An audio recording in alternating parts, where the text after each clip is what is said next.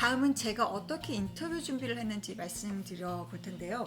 사실 저는 인터뷰에 굉장히 약한 편이에요. 좀 간이 작아서 잘 쫄기도 하고 뭔가 그 임프로바이즈 한다 그러죠. 막 즉흥적으로 빨리빨리 이 생각을 해내는 게 아니라 저는 계획을 짜고 체계적으로 준비를 해서 해야지 잘하는 스타일이라서 인터뷰를 거의 저는 시험 공부하듯이 준비를 했습니다. 잡 디스크립션은 어떻게 보면 거의 치팅sheet이에요. 왜냐면 회사에서 내가 이런 사람, 이런 자격 요건이 있고 이런 일을 할 수 있고 이런 자질을 갖춘 사람을 구하고 있다라고 얘기를 해주는 거잖아요. 그러면 내가 거기에 어떻게 딱딱 들어맞춰 있을 수 있는지 거기에 맞춰서 준비를 하는 거죠. 테크니컬한 스킬은 어차피 레주메 스크린에서 학점으로 다 본다고 생각해요. 그러니까 테크니컬한 지문을 별로 하진 않을 거예요, 면접에서. 그래서 엔트리 레벨은 더군다나 테크니컬한 스킬보다는 이 사람이 어떻게 배울 수 있고 어떤 태도를 가지고 또 사람들과 소통을 하고 어떻게 팀으로 어우러져서 일을 할 수 있는지를 보는 자리이기 때문에, 그래서 아까 말씀드린 잡 디스크립션에 내가 어떻게 부합하는지를 정말 잘 효율적으로 그리고 효과적으로 잘 설명하는 것이 이 면접 준비의 가장 중요한 요소가 아닐까 생각해요.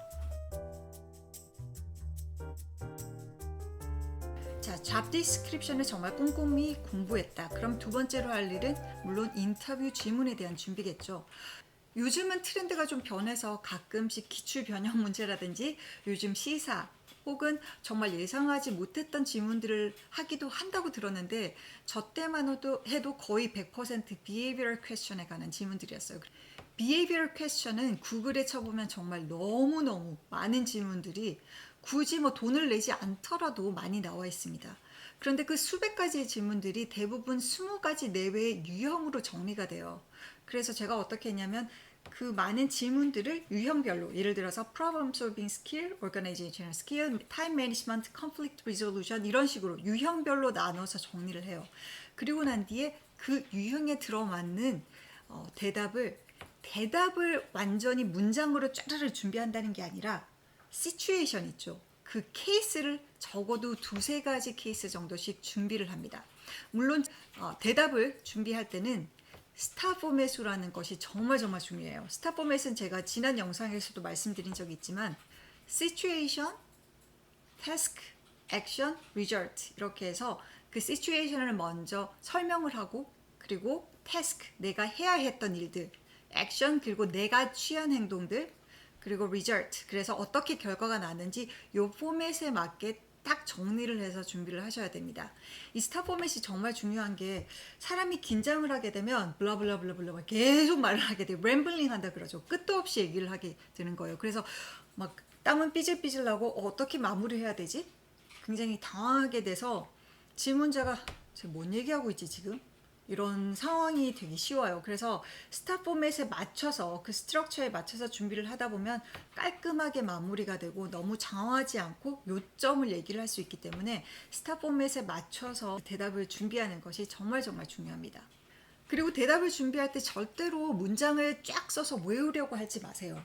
그 대신에 포인트 폼으로 요약을 해서 정리해서, 내가 스타니까 시츄에이션은 요 상황, 그리고 태스크는 이 태스크, 액션은 내가 뭘 했고, 리저트는 어떻게 했고, 그 요점만 적어서 암기를 한다기보다는 그 얘기를 내가 충분히 자연스럽게 풀어낼 수 있을 때까지 연습을 하세요. 질문자가 물은 질문에 대한 대답을 해야 되는데 장황하게 얘기를 하다 보면, 나는 타임 매니지먼트 스킬을 얘기해달라고 했는데 쟤는 왜 팀원이랑 싸운 얘기를 하고 있지? 이렇게 완전히 딴 방향으로 흘러가게 되는 거예요. 그래서 좀 짧고 핵심적으로 대답을 하는 연습을 하는 것이 중요합니다. 내가 대답을 했는데 면접관이 아직도 좀 의아한 눈빛을 보내고 있다 싶은 경우에는 아마 그 면접관의 질문의 의도를 파악하지 못한 경우가 가장 많을 것 같고요. 그리고 이 대답을 하면 누구나 다 대답을 해도 맞는 대답인 거예요.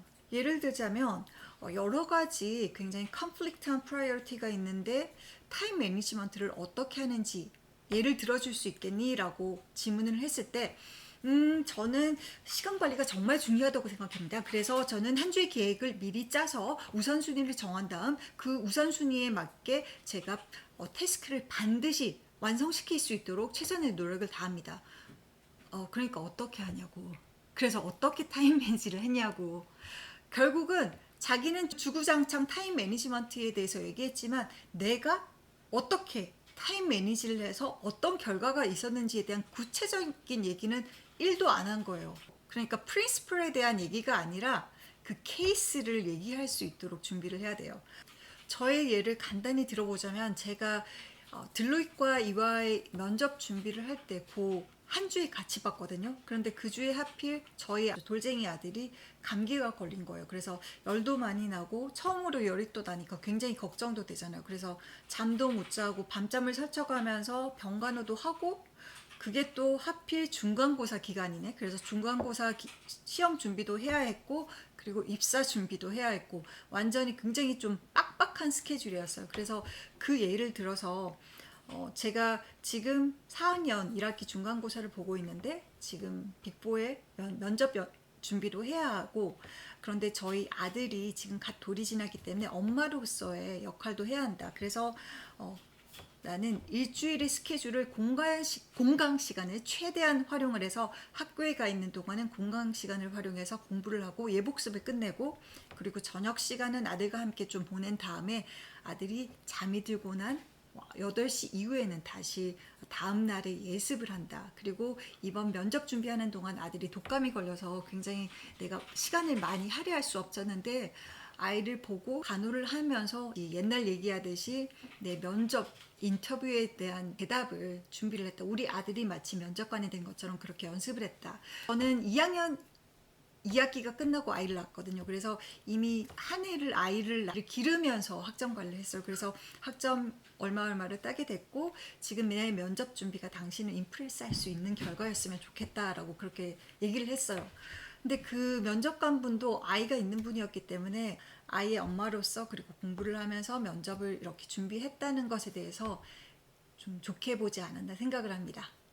그러니까 중요한 점은 그 대답을 할 때는 내가 어떤 행동을 취해서 구체적으로 이런 결과가 있었다라는 것을 좀 핵심적으로 두루뭉술한 이야기가 아니라 구체적으로 이야기를 잘 만들어갈 수 있는 게 중요하다고 생각해요.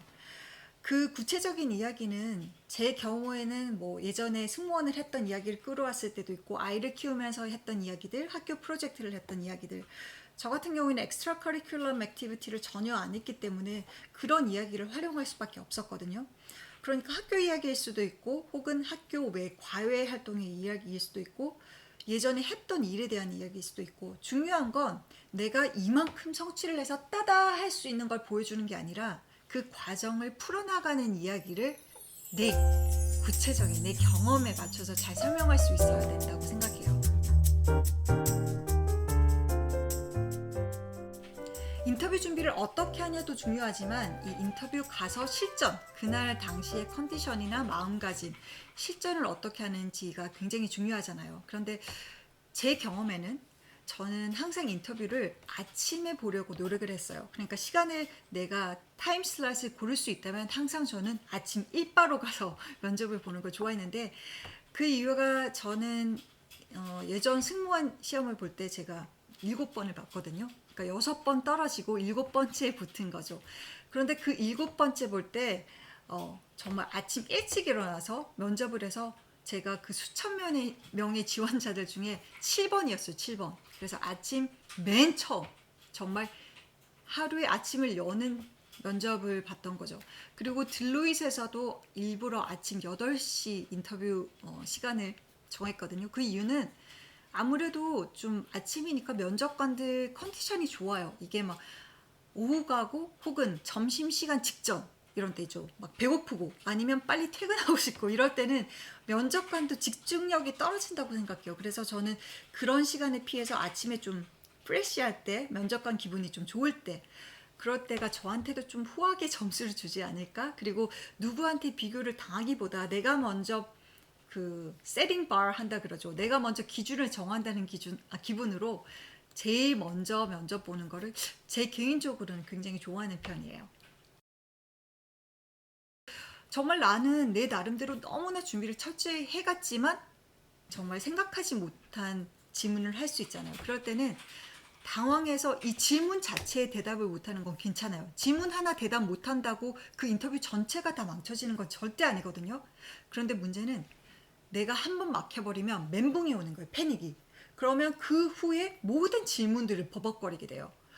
그 후에 대한 질문은 분명히 내가 준비했던 것에 했던 것임에도 불구하고 아까 질문 대답 못한 거 그게 계속 머리에 박혀서 완전히 그 인터뷰 자체가 다 망쳐버린 거예요.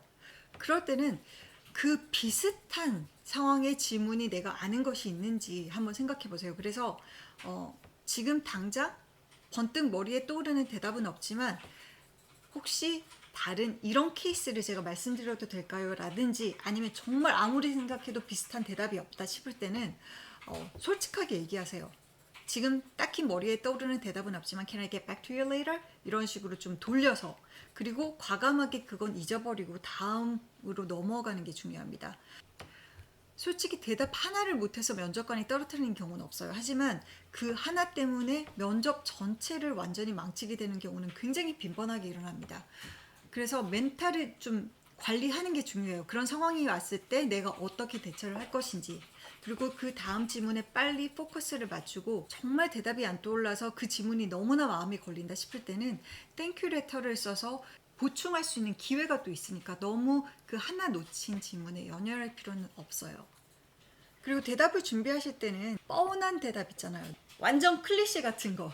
그런 대답은 면접관들이 정말 수백 번 들어본 대답들이고 가장 좀 요즘은 적게 하긴 하지만 Can you tell me about your weakness? 라든지 Can you tell me about your development point? 라든지 좀 부족한 부분을 얘기하라는 그런 질문들을 간혹 아직도 하긴 하는데요. 면접을 보는 입장에서 가장 좀 식상한 대답이 내가 너무 많은 것을 take on 하려고 해서 너무 많은 responsibility를 떠맡는다라든지 너무 완벽주의자다라든지 그런 것들은 이제 좀 네, 그것보다는 솔직히 차라리 내가 정말 너무 치명적인 단점이 아니라면 고칠 수 있는 단점이라면 나의 단점을 솔직히 얘기하고 그것에 대해서 어떻게 보완해 나가고 있는지를 얘기하는 것이 훨씬 더 좋다고 생각을 하거든요. 예를 들어서 저는 그렇게 기억력이 뛰어난 편이 아니에요. 그래서 작은 디테일들을 금방금방 기억하지는 못하는 편입니다. 그래서 대신 나만의 노트를 완벽하게 정리해 놓고 그날 배운 것들, 뭐 공부할 때도 그렇지만 일할 때도 그렇죠. 내가 새로 배운 업무들을 하루 일과가 끝나고 난 뒤에 완벽하게 정리를 해두려고 노력을 하는 편이에요. 그래서 이제 그런 점들이 어떤 면에서 보면 좋은 것들이 그 덕분에 나중에 프로시저 다큐멘트를 만들 때 도움이 되었던 것도 있고 또 다른 사람과 크로스 트레이닝 할 때 나의 노트가 굉장히 도움이 되었던 적이 있다. 이런 식으로 약간 단점은 분명히 얘기했지만 내가 그 단점을 극복할 수 있는 나의 장점도 같이 얘기하는 것이 저는 그게 아마 오히려 나은 대답이 아닐까 생각합니다. 그리고 가장 중요한 건 면접을 볼 때 멘탈인데요. 면접관이라는 자체가 정말 인티미데이팅한 존재잖아요. 어떻게 하더라도 정말 부담이 되고 굉장히 좀 압박이 되는 그런 존재잖아요. 그 면접관이라는 것 자체가. 그래서 그것 때문에 이렇게 쫄아서 내가 충분히 연습을 했고 충분히 준비를 했음에도 불구하고 100% 보여주지 못하는 경우가 굉장히 많다고 생각해요. 그래서 면접을 볼 때는 앞에 있는 사람이 나의 그 입사를 좌지우지하는 면접관이 아니라 고모 혹은 추석에 오랜만에 본 삼촌 아니면 오촌 아저씨 아니면 오랜만에 만난 친구 가끔씩 그 친척이나 친구들도 그런 질문 하잖아요. 야, 너 요즘 학교 어떻게 다녀? 너 되게 바쁘지 않아? 어떻게 매니지해? 이런 질문을 할 수 있잖아요. 그러면 그때 삼촌이 질문한다고 잠깐만 나 뭐지? 나 지금 머릿속이 하얘 이렇게 안 되잖아요. 그냥 자연스럽게 얘기하듯이 대화하듯이 면접 보는 게 굉장히 중요하다고 생각하거든요. 그러니까 지금 내 앞에 있는 사람은 나를 판가름하는 게 아니라 나에 대해서 알고 싶어 하는 사람. 그래서 나에 대해서 좀 더 얘기를 잘 해주고 내 모든 걸 보여줄 수 있는 자리다라고 생각을 하고 그렇게 스스로 계속 멘탈 트레이닝 하는 게 중요하다고 생각해요.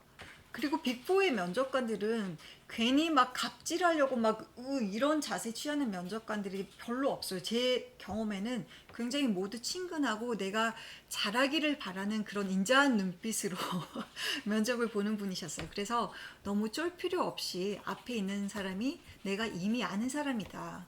우리 옆집 아저씨다라고 생각하고 나 학교 다니면서 내가 잘했던 걸 자랑하는, 나 오늘 학교에서 이렇게 해서 이런 결과가 있었어 라고 자연스럽게 대화하듯이 그렇게 얘기하는 게 굉장히 도움이 됐다고, 저는 그렇게 멘탈을 이렇게 트레이닝을 했거든요. 그게 굉장히 도움이 되었다고 생각합니다.